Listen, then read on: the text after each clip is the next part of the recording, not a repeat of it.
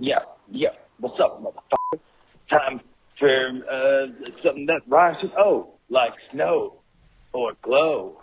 The Netflix series that you gotta watch. Did you watch it? You probably did.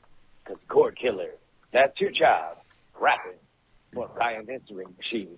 There's no such thing as answering machines anymore. But here we are with a metaphor. Ha ha ha, that's a joke.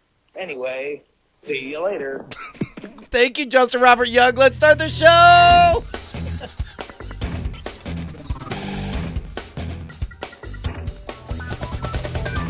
Welcome to Cordkillers, our mission to report the intel from the front lines of the cord-cutting revolution so that you, my friends, have the information you need to be able to watch what you want, when you want, where you want, on whatever device you want. I'm Tom Merritt. Hey, man, I'm Brian Brushwood, and that was a voicemail from Justin Robert Young I got last night. And the moment I heard it, I was like, well, I don't have to look for an opening video tomorrow because this is gold. You mean you got that on your answering machine? Yes, which doesn't exist anymore. I clicked play on the tape, and there the exposition happened. Woo! Hey, joining us today, it's good to have Nicole Lee from Engadget back on the show. How's it going, Nicole? It's going great. How are you guys? Doing very well. How are your cords? They aren't here, so okay. I think they're gone. So they're dead. Departed cords. Murdered. Well, yes. I hate to. It seems weird to say good, but it would also be weird for you to be on the show if you were like, no, I love cords. Cords are the best. I love cords. Cords are my life. Wait, that doesn't seem right. Yeah. Well, we got good stuff to talk about today, so let's get right into the primary target. TiVo did a little study because TiVo's like, we want to be your set-top box. So what are you guys into? Is it the DirecTV Now? Is it the Hulu Live? Is it the YouTube TV? They surveyed data of the most desirable TV channels among viewers in the U.S. and Canada with the current offerings cross-referenced from the major internet-only services. Now, the survey turned out showed that the four broadcast networks, ABC, CBS, NBC, Fox, were the most popularly named ones, followed by Discovery, then History, then FX, and then it kind of trails off into a total of 27 channels that TiVo determined are the ones that the most consumers want. These are the 27 golden channels. And so then they went and they said, who provides them in the largest percentage at the best price point? And DirecTV Now won. DirecTV Now's Just Right bundle at $50 a month covered 85% of these 27 channels. DirecTV Now's cheaper $35 bundle was 82%. Sling TV came in third. When you combine their orange and blue packages at $40, you get 67%, followed by Hulu TV, then PS View, then the Sling TV blue and orange on their own. And at the very bottom, YouTube TV, only covering 37% of the so-called 27 most desirable channels. Now, there's all kinds of ways we can attack this, Brian. Which one would you like to choose? I would love to know, like, did they disclose all of those? Is there a link to the original article? Because on the Fortune article that I read, it told us the top four. I mean, the top four are broadcast, and then the next top four. Are the rest of them available? I mean, to answer that honestly, I would have to reveal that, no, Brian, I did not go and find that and put it in the lineup for you. Oh, okay. Oh, no. So I'm assuming they exist. That's fine. I'm less concerned. I don't have, there's no link to the TiVo study and I couldn't find it. Well, the reason that popped into my mind is because the moment I saw that top four, number one, first of all, FX is, I think, one of the best dramatic television channels on all of cable. And then the next thought that popped in my mind was, AMC didn't make the top four. And so then that's what made me think, like, did AMC, I mean, certainly AMC had to make the rest of the top value list. But that's a remarkable top four that I would not have expected. Yes to Discovery being the top one. History, though. History, killing it. I did not expect that. Yeah, you know, that surprises me as well, that History was so high up on that list. Yeah, and I don't know if there's been various iterations where History bothered to do History program, and other times they did pawn shops. I mean, their Vampire Secrets production was pretty good, but that's a little old now, and also starred myself and Veronica Belmont and Josh Lawrence. Oh, but I am used to, you know, from when I worked at Tech TV, we were very familiar with like what are the top competition. I was very used to seeing History Channel on the basic bundles. Like even those, we didn't call them skinny bundles back then, but you had these real basic bundles where you're like, all right, we're just going to give you the big ones. And Discovery and History were always part of that. So it doesn't shock me that that's the way it ended up. But I guess what surprises me is that it's still the same, right? Like this is knowledge I'm pulling from the year 2000, not 17 years old knowledge. And apparently some of those tastes are still the taste that people have. Yeah, Daniel J. Newman in the chat points out that History has Vikings, which, of course, is super, super popular. I could see that having a big, big impact on there. Yeah. I'm trying to get this report for you, too, while we're talking about it. I apologize. TiVo press release, they don't have it. As soon as I asked the question, I was like, oh, he's going to get distracted and insist on sending it over to me. Yeah. So I shared a link of what I think this is to the Skype the Skypes. Yeah, we've got the press release here. I'm not sure if it's the same thing though. Yeah, that's the one I found too. Is that the one? Okay, great. It just had how much they'd be willing to pay. Right. Okay. But anyway. Still, to the larger points, one of the interesting things, the second thought I had when I saw the recommendation based on the amount of coverage is, yes, DirecTV Now's Just Right bundle at $50 a month covers 85% of them. However, the complaints I've heard about DirecTV Now have not been about the offered selection. It's been about the execution. It's been about the ease of use. It's been about the formatting and so on.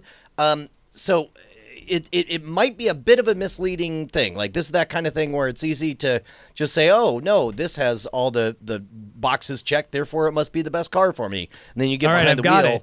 Discovery, NBC. By the way, this was not in the Fortune article, but NBC is behind Discovery. Wow. It's Aha! ABC, CBS, Fox, Discovery, NBC, History, FX, A&E, TNT, TBS, HBO, then AMC, Food USA, ESPN down there, PBS, Sci-Fi, Comedy Central, Lifetime, and Animal Planet. Wow. What a rogues gallery there. That's all over the map. The price per channel that people would be willing to pay totals up for all 20 of those channels at $30. Wow. So even the quote unquote, the best solution, the DirecTV Now's Just Right bundle at $50 a month, even that essentially has you overpaying on the guest average of what people want. Paying more than people have indicated they would like to pay anyway. Yeah. I will say that with the Hulu TV amount, I think if that doesn't take into account if you're an existing Hulu subscriber, if you were already paying like $10 a month or whatever, having that extra, I don't know, $20, $30 or something is not that much compared to whatever you have. I mean, I'm just wondering. Like if you're already in the Hulu ecosystem, it's less to add more. So it's not quite fair to call it a $40 package. Right? It's well, we talk about this with Netflix all the time when people include it in the cost of cord cutting, and we're like, no, there's plenty of people with cable TV have pay for Netflix. You can't count that as a cost. Yeah. Any surprises to you, Tom, in what we saw here? Yeah, besides the fact that these top channels seem like they are very stable. They seem like the kind of top. Nobody's saying, what I really want is Cheese TV or Vice or any of these new channels. You don't see any of that. It bears out what we've been talking about for years, Brian, which is people know what they want. They know what they're willing to pay. It's not that radical. It's just the business deals that have been done that were able to be done based on what at one time was a monopoly service in every market it was in, have prevented competition from delivering that. And I hear a lot of people complaining. We talked about it with CBS All Access on last week's show about too many services, having to pay for all these different services to get the shows I want. And I think that you need to go through that pain in order to have the competition that will shake it out to where somebody can go to these companies and say, hey, what I really want to do is provide your channels to the people who really want them for $30 a month. Are you in? Yeah. I think it's also interesting that TiVo this is the kind of study that you do when you know that you stand to benefit from an entire industry growing. I was talking previously about a friend of mine who had made some best-selling magic DVDs, and pretty much all the magicians we knew, if you were into magic, you had his DVDs. And so when sales started to slow, he went out and made magic bigger by going out and touring and recruiting young magicians. Like this is a smart play on TiVo's part to say, like, look, if you're going to be a cord cutter, the odds are good that you're going to want to get a TiVo box because we're confident that we offer the best in the biz. Yeah. And so what you want to do is make for an easy path for people to join you in your club.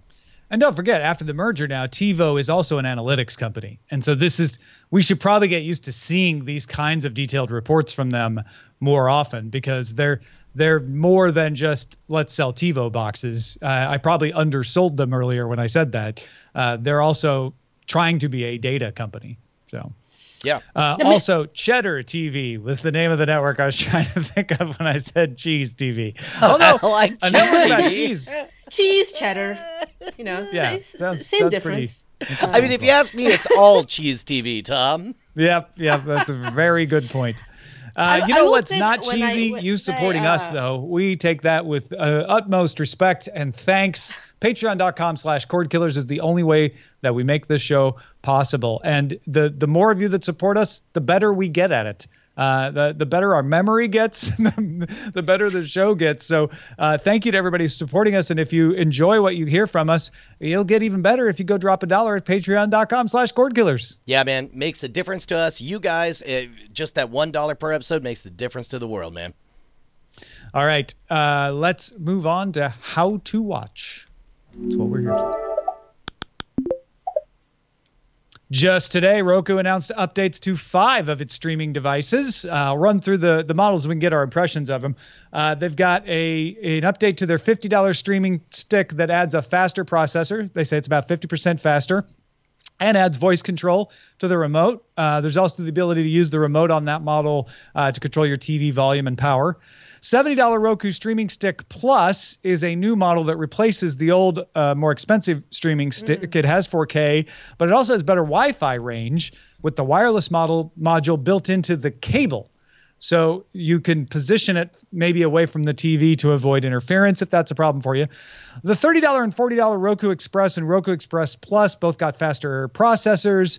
And the Express Plus keeps its composite ports, which I know about 5 or 6 of you that's like the defining thing is like, I've got composite ports on my TV and I want composite ports on my Roku. They're not going away yet. The Roku Ultra didn't really get a change, just a price drop. $130 is what it used to cost. It's now $100. And for anybody who has a recent Roku, there's the Roku OS 8. Not every Roku box supports this, but if you've got one from the last couple of years, you'll be able to get it. It'll start integrating over-the-air programming into its search and its listings. So if something's live on TV and you have an antenna plugged into your Roku, it'll tell you that. It's also adding single sign-on, finally. So you can sign on with a pay TV provider, whether it's cable or a PlayStation View or something, and it will automatically sign you into any of the apps that participate. Man, this is all fantastic. I got to admit, like, you don't normally think of Roku as a processor-intensive thing until you load it up and you wait for it to boot, and you get that little bit of lag from menu to menu, and you wouldn't think that makes a huge difference. But as far as the user experience, I think it does, and I'm glad to see them putting in the reinvestment into the infrastructure. Nicole, are you a Roku user at all? I am a Roku user. I still use it's a few years old now. It's the Roku 3, and it's basically the only thing I use. It's the only box I need, really. I mean, it has YouTube and Hulu and everything on it. And once Hulu Live went from to Apple TV only to the Roku, I think it was last week, wasn't it? Or 2 weeks ago anyway. And I have been just using Roku as my sole Cordkiller device, really.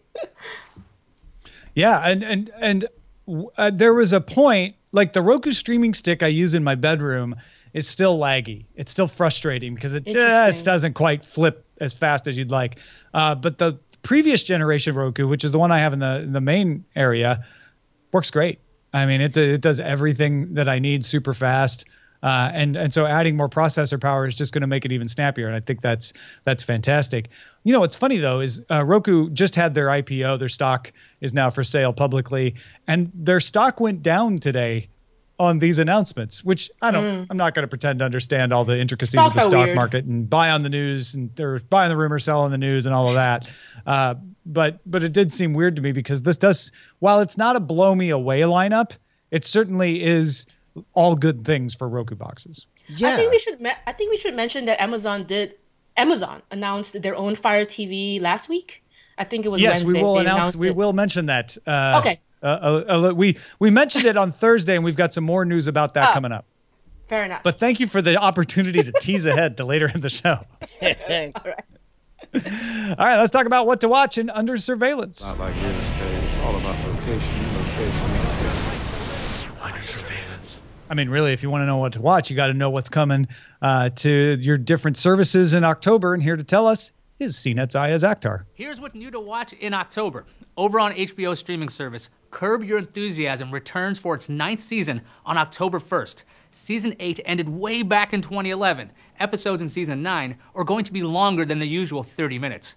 On October 7th, HBO will have a documentary entitled Spielberg about a little-known director named Steven Spielberg.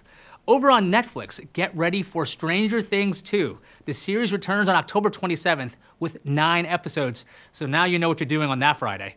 On Friday the 13th, you can watch Talladega Nights, The Ballad of Ricky Bobby, starring Will Ferrell and Sacha Baron Cohen on Netflix.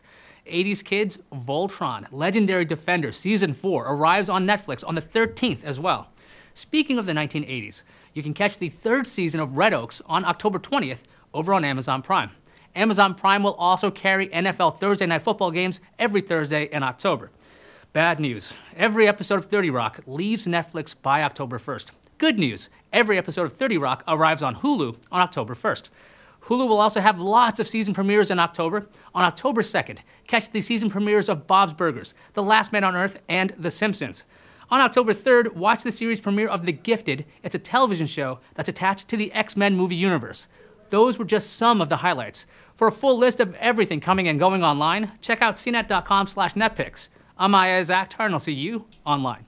Thank you, Ayaz Akhtar. Go check it out. It's always good to keep up with stuff with Ayaz. Let's talk about what we've been watching. We'll start with you, Nicole. What's been dominating your eyes? I have to mention Star Trek Discovery, and I'm sure you guys have already talked about it last week. But I'm really excited about it. Not just because it's Star Trek and I like Star Trek, but because I feel like we haven't had a really good sci-fi series for a long, long time. And like a sci-fi space series. I know Westworld's a sci-fi series, but I'm talking about like, in space, exploring stuff. The Expanse. Oh, true. Anyway, you know what I'm trying to say. But for me anyway, like I feel like the last really good one that caught my attention was Battlestar Galactica. And I'm just really excited to have a sci-fi space exploration series that taps into that Star Trek universe, and I really liked. I watched a lot of Star Trek Next Generation growing up. It's not quite the same thing, but I think it's fine with me. It's great, and I love the characters. I love Michael Burnham. I think the actress is amazing. The casting is great. My only sadness is that we lost the USS Shenzhou. Well, it's kind of a spoiler, but we kind of lost. We had to sort of rediscover a new kind of. It was a whole new Star Trek. They introduce you to a crew and a ship in the first 2 episodes, and then they take you to a whole new ship. That's not much of a spoiler because that was clear from press and trailers and such. Yeah, I'm kind of sad that we lost the first ship. But that's the way it goes, and I think that might be a hint of what to come in the sense of like this could be a series of like those kinds of turns, of those kinds of twists and turns. Like who knows what will happen, right? And that's exciting. Yeah, I've been enjoying it too, and I know it's not for everybody. And we talked a lot last week about the problems with CBS All Access, which I'll set that aside. But should you be able to watch it? Let's pretend you can watch it on Netflix in your country, and you're not worried about all that stuff.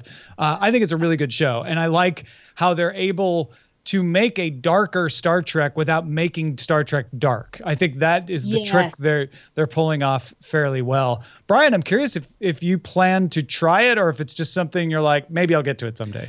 You know what? I'm sort of on the fence about it, partly because, I got to be honest, because of the All Access thing. I just don't know, like just knowing that I'm going to have to sign up for another Jeep job just has me like, yeah, I don't know. At some point, I'll just watch all of them straight through.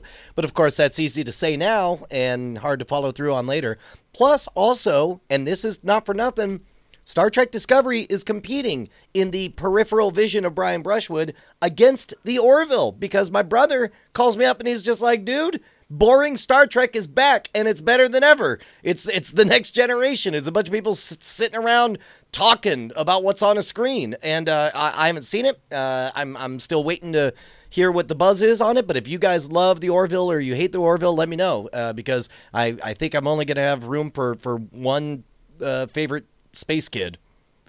I'll be honest, I have not meant to watch the Orville, but that darn Apple TV app always pops it up in front of me because I watched the pilot at a time where I'm like, well, that's easy. That won't be, that won't require my full attention. Sure, I'll watch that. And I'm fully caught up. I know it's only been 3 episodes, but I have been keeping up with the Orville. Nicole, I'm curious your opinion on that.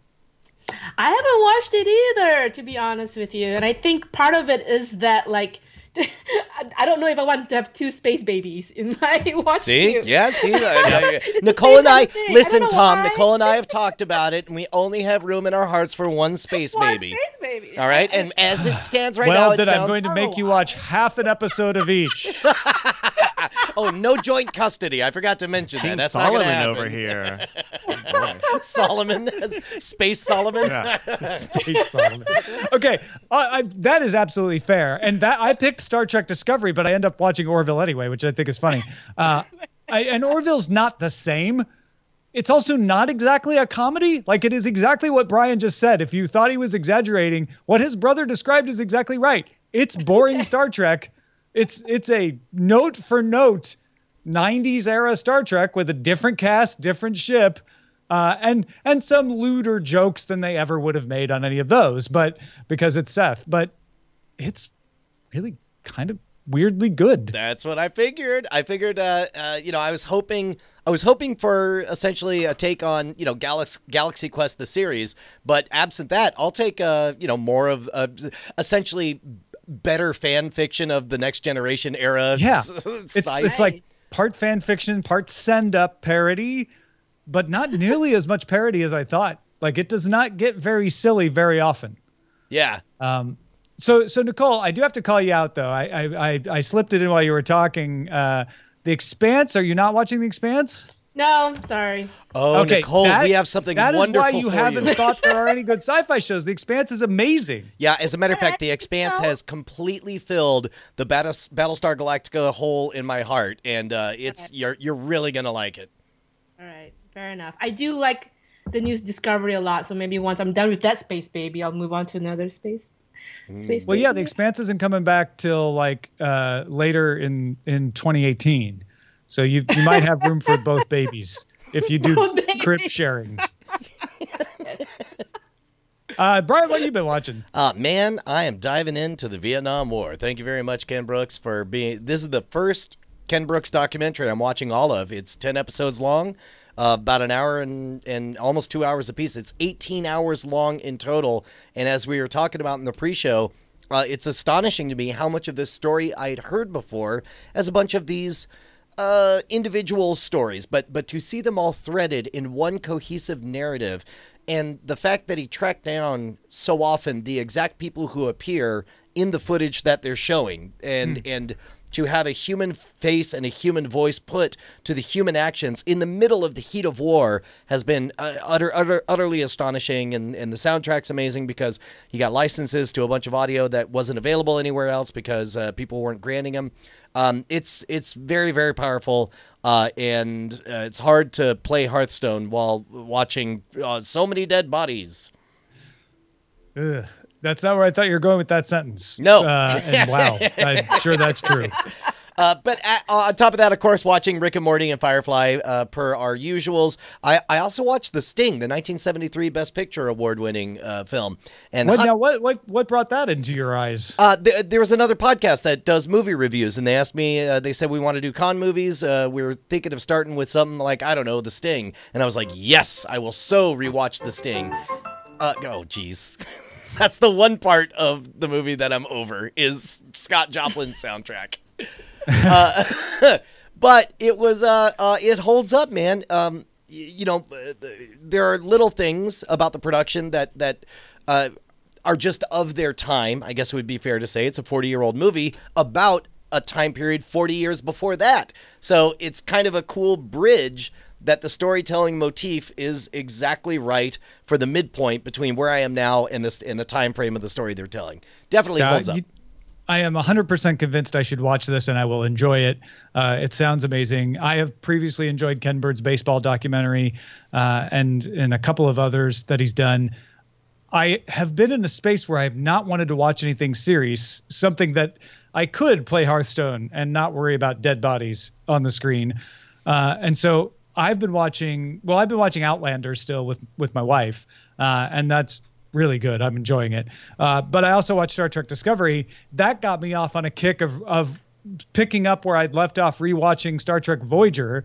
So I'm now in season 7 of Voyager, and that is definitely a show where you can turn it on and play some Hearthstone while it's on. But between actual Star Trek and the Orville, it just kind of fit right into my gestalt this past week. That's great. One more thing. I'm so glad Ayaz pointed out that season 4 of Voltron comes out this month because Penny and I are scrambling to finish up season 3 right beforehand. They do some fun stuff on there, really smart storytelling elements, and the robot giant kung fu. Like, man, they got some great designers. If you enjoyed, and keep in mind, it's the same showrunners that did Avatar and Korra, one of the things that was really great about the animation styles is they put a lot of thought into kind of what are we trying to say with different styles of kung fu, of, melting steel and so on. They do the same thing. They put the same thought in there, and it's like when it would be cool for Voltron to have a cannon, he has a cannon. When it's cooler for him to have a sword, he has a sword. And it all makes sense. It's great. Excellent. All right, Bryce, what should we be on the lookout for? Have you guys read, I know it's kind of a literature crowd, you guys some Stephen King heads, right? Oh, yeah. Have any of you guys read Gerald's Game? I have. And when I saw there was a Netflix movie, I freaked out because I think I've had all the Gerald's Game I need in my life.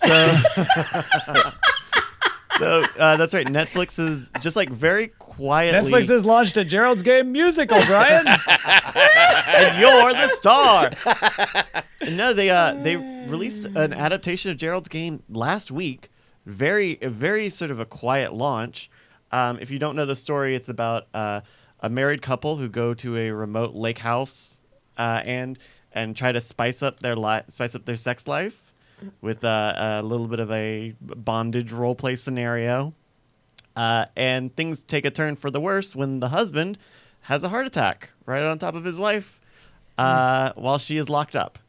And you have to you follow her Jessie. You follow sort of her trials to stay alive while tied up to a bed in a remote house that is empty and does not have a lot of prospects for survival. What was that movie about the dude based on a true story who got his arm pinned under a boulder? 127 hours. Yeah, 127 hours. Okay, yeah, yeah.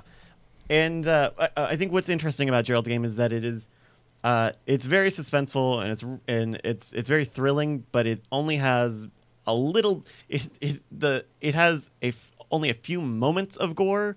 And when it has them, they are very extreme. They are very powerful. They're incredibly shocking. Brant, out of nowhere, was like, hey, so I got this thing in my head. I can't get it out.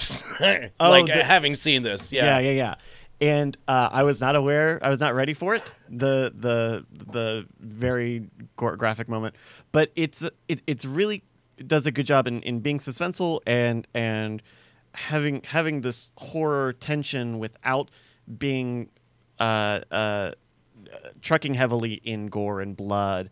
And I think that makes those moments that do have more graphic imagery that much more powerful. And I feel like this trailer tells you everything, though. Yeah, I know. I'm just watching it. I'm like, this is the whole story. Yeah. Some parts, but yeah. It does. The trailer, because I saw Netflix recommended it to me, which is how I found it. And I looked up the trailer and I was like, okay. I watched like about a minute of it. I was like, okay, I need to stop because this is already a lot of story that you're telling me. And very true. I think that is a very good analysis of it. From what I've heard about it, from other reviews online, is that it's a very faithful adaptation of the book. Everything I'm seeing looks very, very close to what I remember from the book. Though I will say that there is a part at the end that is also very faithful and is maybe not the great way to tell that part of the story for a film. But, interesting. But I think it's pretty cool. And if you are into horror stuff and want something a little outside of the box, check out Gerald's Game on Netflix. Go take a look. And if you got something we should be on the lookout for, email us, cordkillers@gmail.com. Yeah. Brian? Yes? What you got? Oh, man, dude, we're still rocking it over at the Modern Rogue. Returning back to the screen, our favorite bartender and all-around badass, Trevor Frambrock, joins us on the latest episode of the Modern Rogue as we learn to make the world's classiest Jell-O shot. It is an old-fashioned, made in Jell-O shot format. So picture drinking fancy old-fashioned, only looking like an idiot while you do so. It's a lot of fun. If you haven't checked out the Modern Rogue, dive in. I love getting these tweets and emails with people saying like, all right, I finally did it. I watched one and now I've watched them all. It's highly bingeable. I think you'll like it. YouTube.com/Modern Rogue. Modern Rogue, the Modern Rogue. Modern Rogue. Modern Rogue. Yeah, the website is the Modern Rogue. Yeah. All right. Now we move on to the front lines. Front lines! On October 7th, McDonald's restaurants across the United States of America will have Szechuan sauce in limited quantities. That is all. I mean, is it all? Yeah, can we talk about this phenomenon? Because I'm sure they went to work smelling an opportunity. When the first episode, came, it was quote unquote intentionally leaked on April Fools, and they're saying it's gonna be my quest. It's gonna be it's the whole arc for this season. I'm sure McDonald's got a little bit giddy. Part of me is pretty stoked to see that not one episode was about the Szechuan sauce the entire season long. To me, is it the subtlest product placement promo campaign ever? Or is it a throwaway line that got a life of its own and moved a corporate sponsor to take notice? I think it is very, very much the latter. I think it is so much the latter. Meanwhile, Amazon's new $70 dongle with 4K HDR and Dolby Atmos also has a couple other cool features because Fire TV OS 6 is based on Android Nougat. It can do picture-in-picture video. It also has framework to allow pause, rewind, and recording of video for apps that support it. The device has 8 gigabytes of storage. The new Fire TV ships October 25th. Fire TV OS 6 will not be available for older Fire TV models. So, Nicole, this is Yes. This is related to that Roku story. Roku making its OS available for older models, Fire TV not. Right. And it's gonna be interesting on how this whole thing shakes out. I mean, I think, which do you get, right? Fire TV or the Roku, or I think the Chromecast Ultra is kind of the same category. The whole dongle 4K thing. Mm-hmm. Which do you get? I mean, they're all around the same price, aren't they? Like $70-$80 or so. I mean, my Yeah. answer is always, what ecosystem do you swim in? And for me, it's like I do enough swimming in the Amazon waters that it's like that's a no-brainer for me. Fair enough. Although Roku gives you the more flexibility because you can swim in Amazon waters, but also Fandango Now waters and Vudu waters and other things. A lot of that stuff has started to come to Apple TV now. And in fact, Amazon's going to be coming to Apple TV, like you mentioned earlier, Nicole. So, Yeah. I mean, the lines are starting to blur. The big one that doesn't blur and probably never will is Apple. If you want to be in the iTunes Store universe, you got to buy an Apple TV. Otherwise, you can get Google Play stuff on Roku. You can get Vudu on Apple TV. You can mix and match. So I still think Roku has the best cross-platform compatibility, but it doesn't have as big of an edge in it as it used to. Voodoo Waters, that famous Creole blues musician. Disney released a new combined app called Disney Now that combines Disney Channel, Disney XD, Disney Junior, and Radio Disney into one app. This is similar to like what Fox Now does. Fox Now gives you Fox, FX, Nat Geo, etc. The app has settings to personalize it for the kids or the adults using it so that the channel that they're most wanting to see will come up first. Some content is there for free, but you pretty much have to authenticate to make any good use of it. So that's YouTube TV, PlayStation View, DirecTV Now, Hulu. They're all available to authenticate with. This is not their new streaming service, so don't get confused. This is just kind of consolidation. So I'm going to assume that PlayStation View won't get me into this environment, even though I believe we have Disney on PlayStation View for the kids. No, PlayStation. It does? I just said it. Okay, sorry. I was reading my next line. It's called being a professional, Tom. Why don't you try it sometime? Sorry, that's my fault. I shouldn't impede your creative process. Well, good. I'll make sure to throw this over to the kids. The kids have Disney fever right now. They just got their smart passes for our trip coming up in a few weeks. Amazon has put the following sci-fi titles into development for TV shows: Ringworld by Larry Niven, Snow Crash by Neil Stephenson, Lazarus by Greg Rucka. Is it Rucka or Rucka? Rucka. Rucka will be adapting the graphic novel himself. This is going to be really curious to me because Snow Crash, as Neil Stephenson has pointed out, was originally written with the intention of it being turned into a movie, which is why you have these dynamic, highfalutin visuals, almost, as a side track to the story itself. And yet, the visuals remain, and I'm so amazed 30 years later how prescient so much of what he said has been. I wonder how the book itself, I think, has aged very, very well, and I enjoy revisiting it. I'm hoping that comes through on any kind of television property as well. Yeah, that's probably the one I'm most excited by, although I'm very excited by Ringworld, and they're going to use all the Ringworld books as material, so that could be an epic Game of Thrones-like series. And the Rucka stuff, sadly, I have never read Lazarus, but I've heard nothing but good things about it. So certainly 3 good shows to put in development. Any of these excite you, Nicole? Yeah, I have to say I'm very familiar with Greg Rucka's work, so it'll be interesting to see how this develops from the graphic novel to the TV show.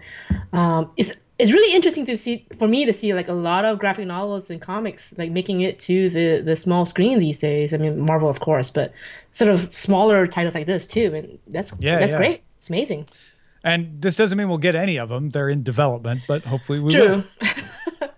Amazon's stream of Thursday Night Football launched last week, and about 1.9 million people watched it. Now, remember, Twitter had this streaming version of Thursday Night Football last year.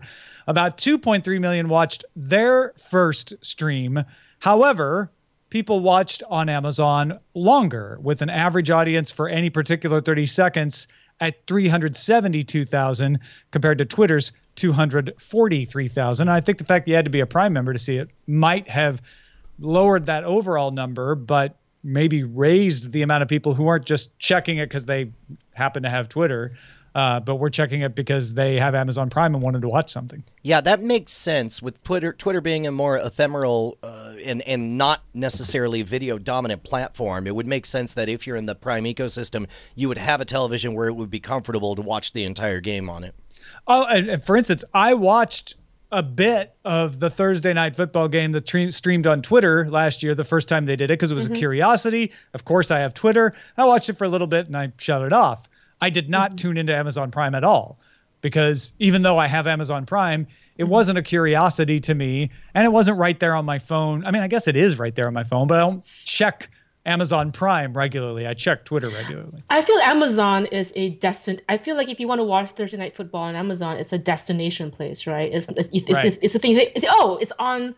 It's on Amazon. I should go check it out. And you sort of purposefully go and check it out. Whereas Twitter, as you say, Tom, you sort of incidentally scrolling through Twitter anyway. Say, oh, that's football. I'll watch it for like a little bit. So it's a very different viewing experience. Canada announced a deal where Netflix will spend $500 million Canadian to provide programming in Canada and establish a permanent production presence there. The announcement was part of a review done by Canadian Heritage Minister Melanie Joly. YouTube recently started a channel for Canadian content as well. That's amazing, man. So not just provide, create. Yes. Because Canada has those, so much percentage of broadcast has to be created in Canada. They're not making Netflix follow a percentage. It's more of Netflix saying, look, we'll do this. We'll work with you on this. So do you think now will that content likely be exclusive to Canada? Or No, I would imagine no. they would export it everywhere, right? No, it doesn't need to be. In fact, kind of the point of these Canadian laws is to hope that things leak out beyond their borders and other Just to people start watching them and popularize, create yeah. a demand for Canadian content. Yeah. Yeah. All right, let's get to the dispatches from the front.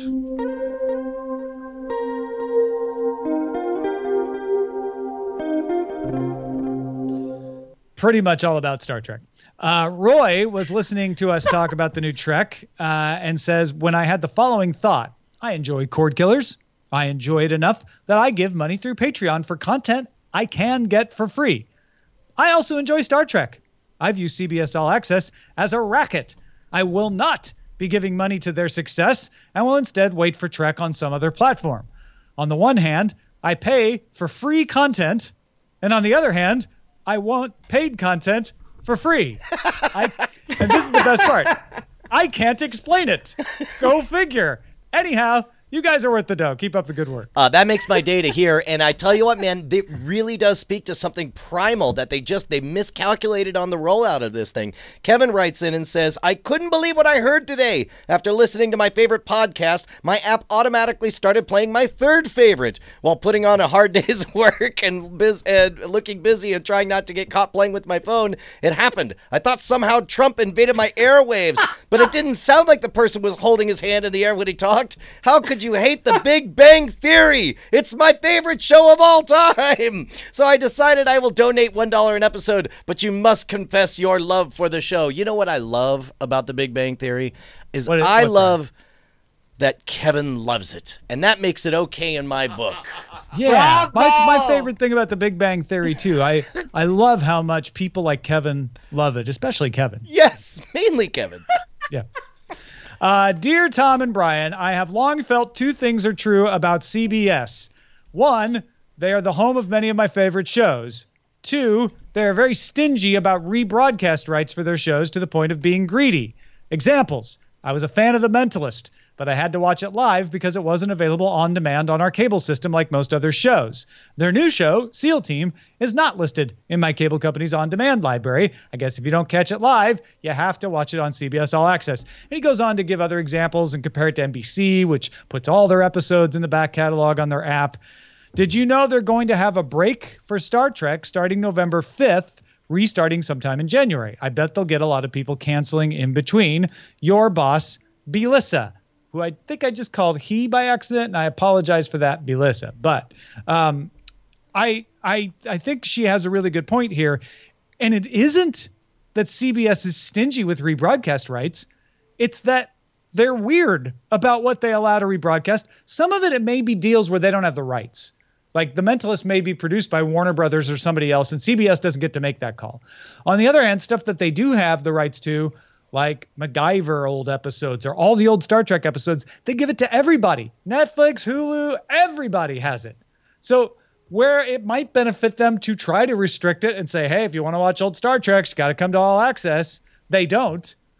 And then other things like The Mentalist, where it's like, well, why? Why are you restricting that from on demand? It just doesn't make any sense. So I'll tell you what, I know right now it was a very, very painful launch with Star Trek Discovery, and a lot of people are really, really annoyed. But they watched it, they felt suckered, they said, oh, I'm giving you the middle finger, old CBS. Things will be different in January. The sting will have worn off, and then when they come back after the break with new episodes, they're able to say, Star Trek Discovery is back. Catch up for free on all of the episodes with a free 7-day trial. And then all of a sudden, that's going to be a less offensive offer for a lot of people, I think. And I think that as long as they keep hearing that and they keep hearing about Star Trek Discovery, and I don't know, it could be they weather this storm. I don't know. Yeah. I think in the end, the rational analysis of CBS is not the optimal way to do this, but it's not going to be a disaster. Enough people are going to pay that it's going to lift the bottom line. They're a very cautious company. Nicole and I both used to work for them. We know this.